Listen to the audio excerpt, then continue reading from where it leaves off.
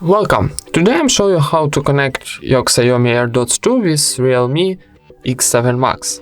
So first of all, open your case, and now I got a pairing mode when indicator white blinking.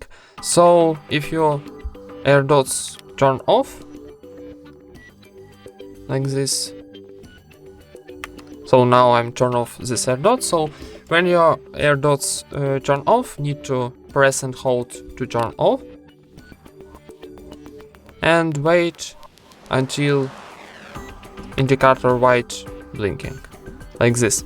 So next step, go into Bluetooth settings on your REALME and waiting available device, your REALME AirDots. So click, wait until pairing,